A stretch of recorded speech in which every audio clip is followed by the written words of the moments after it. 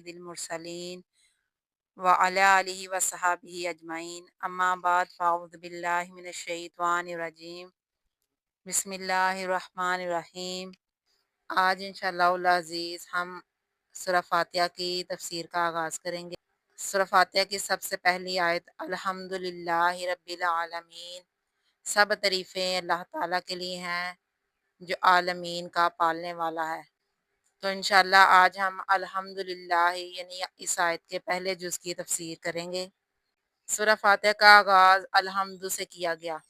اس سے اس امر کی طرف اشارہ ہے کہ سالک جب راہ طلب میں قدم رکھے تو پہلے اپنے رب کی حمد کرے جس نے اسے اس راہ پر گامزن ہونے کی توفیق بخشی، جس نے منزل مقصود کی لگن اس کے دل میں پیدا کی، کیونکہ شاعر کہتا ہے میری طلب بھی انہی کے کرم کا صدقہ ہے، میری طلب بھی انہی کے کرم کا صدقہ ہے، قدم یہ اٹھتے نہیں ہیں اٹھائے جاتے ہیں۔ ہر خوبی و کمال جس کا ظہور اختیار و ارادہ سے ہو، اس کی ستائش و ثنا کو عربی میں حمد کہتے ہیں۔ تو اس لفظ حمد نے اس حقیقت کو بے حجاب کر دیا کہ اللہ تعالیٰ کا صفات کمال سے متصف ہونا اضطراری اور غیر اختیاری نہیں، بلکہ اس کی اپنی مرضی اور ارادہ کی جلوہ نمائی ہے۔ کمال کہیں بھی ہو، جمال کسی بھی روپ میں ہو، اسی کی کرشمہ سازی ہے، اسی کی با اختیار تدبیر کا اعجاز ہے۔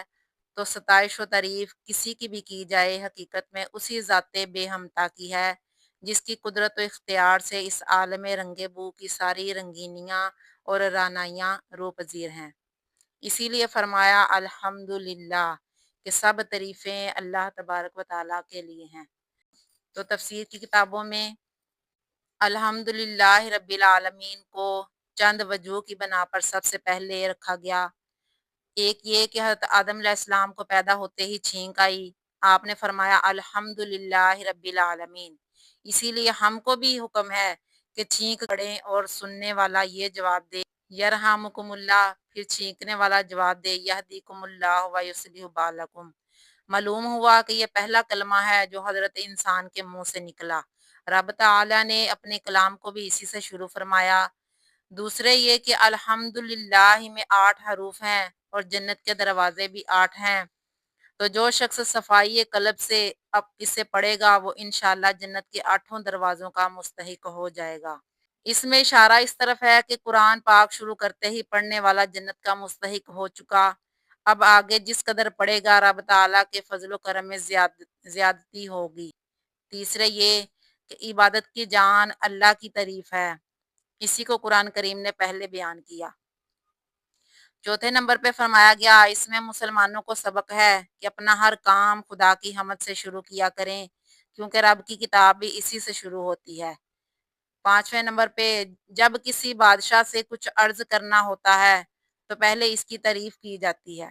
اسی طرح جب کسی کو خط لکھتے ہیں تو اولاً اس کے القاب لکھے جاتے ہیں، بعد میں اپنا مطلب۔ چونکہ سورہ فاتحہ میں بھی بندوں کو دعا سکھائی گئی، اسی لیے اسے حمد سے شروع کیا گیا۔ تو گویا معلوم ہوا کہ ہر حمد ہر زمانے میں اللہ تعالیٰ ہی کے لیے خاص ہے۔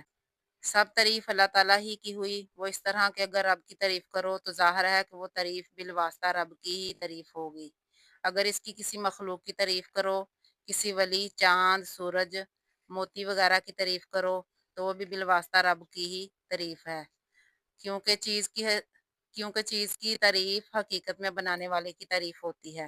مکان کی تعریف حقیقت میں اس کا کاریگر کی تعریف ہے جس نے وہ مکان بنایا۔ خط کی تعریف میں اس کے لکھنے والے کی تعریف ہے جس نے اسے لکھا۔ اسی طرح دنیا کی ہر چیز کی تعریف حقیقت میں اس کے بنانے والے کی تعریف ہے، اسی لیے حضور علیہ الصلوۃ والسلام کی نعت حقیقت میں رب کی ہی تعریف ہے۔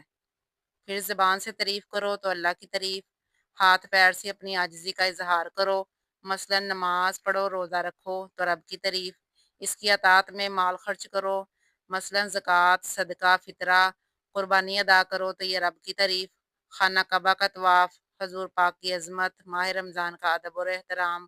شرعی مسئلہ ہے کہ جمعہ کے خطبہ میں حمد پڑھنا واجب ہے، اور خطبہ، نکاح، دعا، ہر جائز کام کے اول اور آخر میں، ہر کھانے پینے کے بعد حمد کرنا مستحب ہے، چھینک آنے کے بعد حمد کرنا سنت موقدہ ہے۔ تو اس آیت سے معلوم ہوا کہ ہر حال میں بندہ اللہ ہی کی حمد اور اسی کا ذکر کرے، اٹھتے بیٹھتے اللہ تعالیٰ کی حمد و ثنا بیان کرتا رہے۔ اس طرح کی مزید ویڈیوز دیکھنے کے لیے ہمارے چینل کو سبسکرائب کریں، اور ویڈیو پسند آئے تو اس کو لائک کریں اور زیادہ سے زیادہ شیئر کریں تاکہ زیادہ سے زیادہ لوگ اس سے مستفید ہو، اور کمنٹس میں اپنی قیمتی رائے ضرور دیں۔